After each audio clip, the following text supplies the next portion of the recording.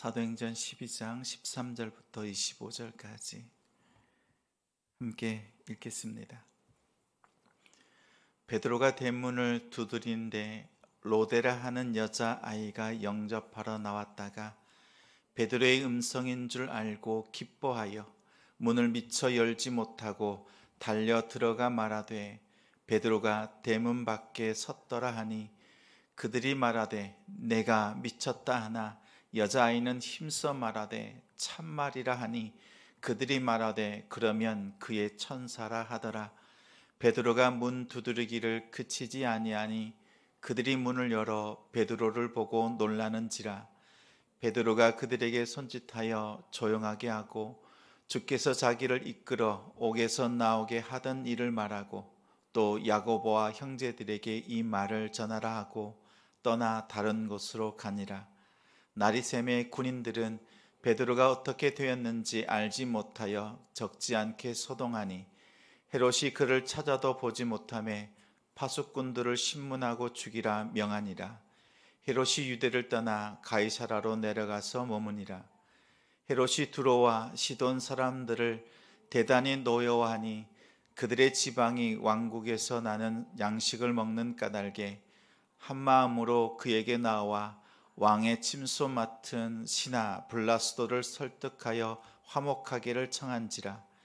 헤롯이 나를 택하여 왕복을 입고 단상에 앉아 백성에게 연설하니 백성들이 크게 부르되 이것은 신의 소리요 사람의 소리가 아니라 하거늘 헤롯이 영광을 하나님께로 돌리지 아니하므로 주의 사자가 곧 친히 벌레에게 먹혀 죽으니라.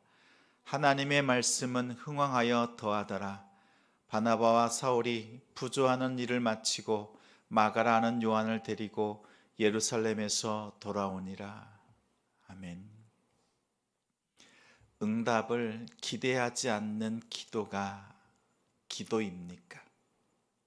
응답을 기대하지 않는 기도가 기도입니까? 라는 제목으로 말씀 전합니다. 오늘 말씀은 성도들의 기도로 시작되는 두 가지 사건을 언급하고 있습니다.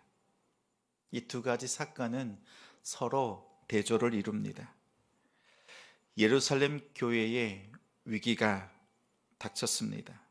얼마 전 헤롯에 의해서 야고보 사도가 순교를 당했는데 베드로마저 옥에 갇혔습니다.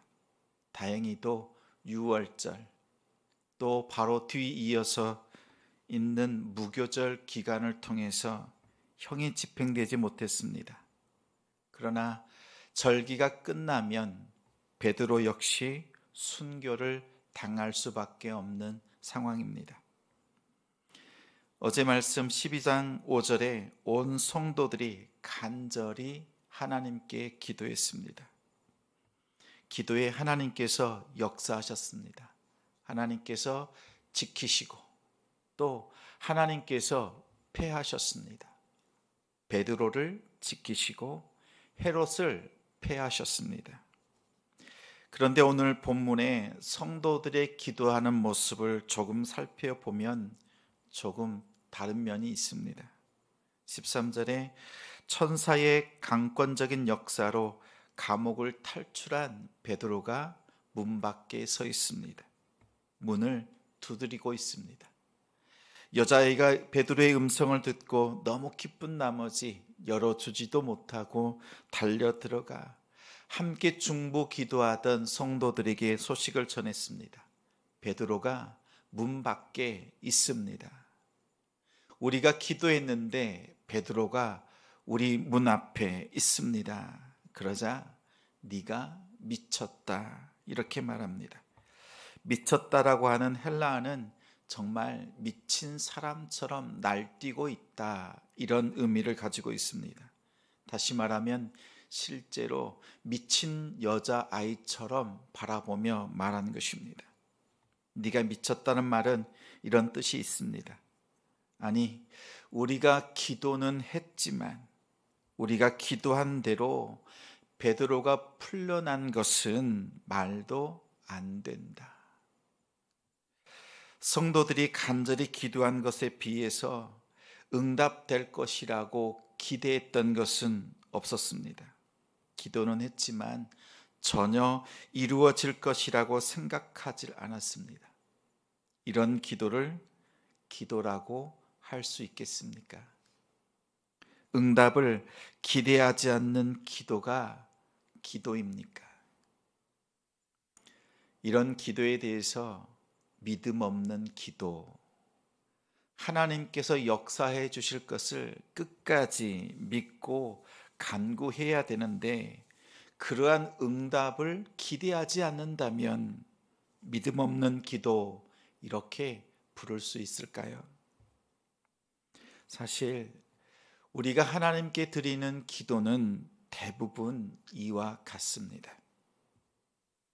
이와 같다는 뜻은 우리가 기도하는 것은 이미 이루어질 것을 다 보이는 상황에서 하나님께 기도하는 것이 아니라 내 힘으로는, 나의 계획으로는, 심지어 나의 믿음으로는 이룰 수 없기에 하나님께 기도합니다.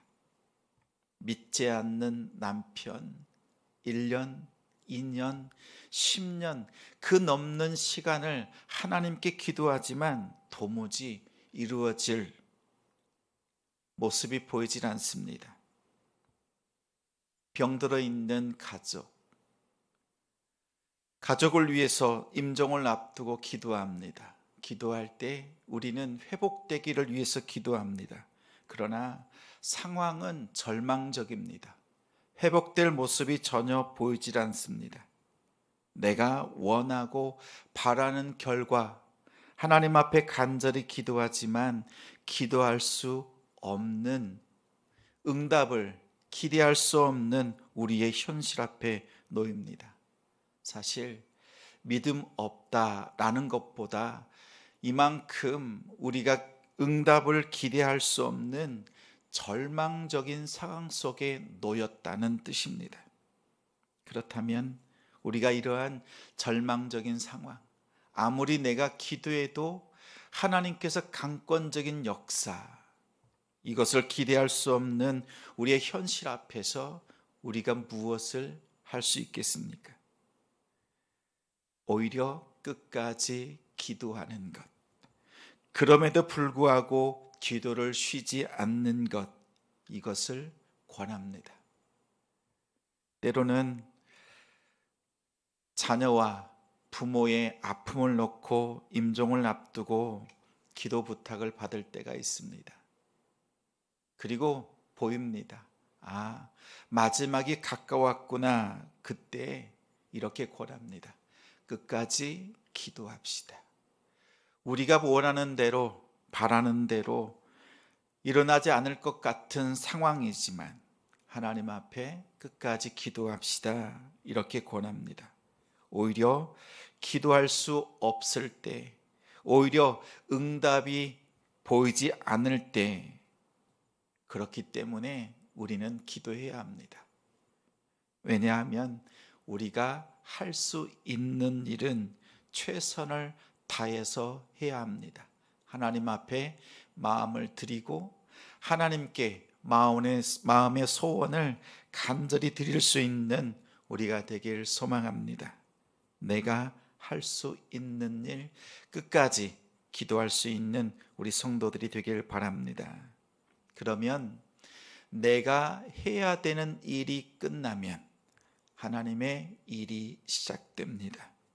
성도들이, 온 교회가 기도하자 하나님께서 두 가지를 행하셨습니다.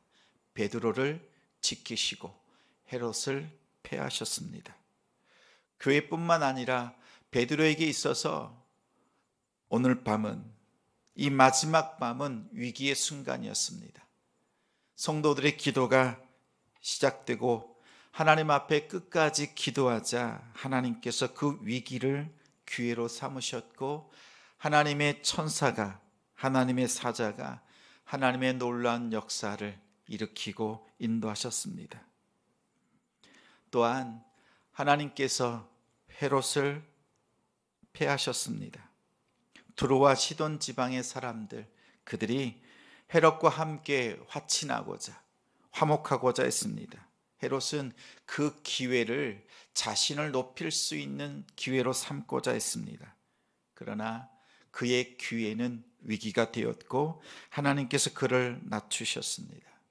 성도의 기도에 우리가 기도하면 하나님께서 일하십니다. 하나님께서 높이시고 하나님께서 낮추십니다. 끝까지 기도할 수 있는 우리 성도가 되기를 소망합니다. 24절 말씀을 함께 읽겠습니다.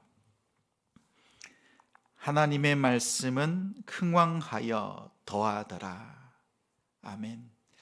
성도들의 끝까지 기도하는 그 일을 통해서 하나님께서 지키시고 폐하시고, 성도들의 기도를 통해서 하나님께서 높이시고 하나님께서 낮추셨습니다. 그 결과는 하나님의 말씀이 흥왕한 그 역사로 남았습니다.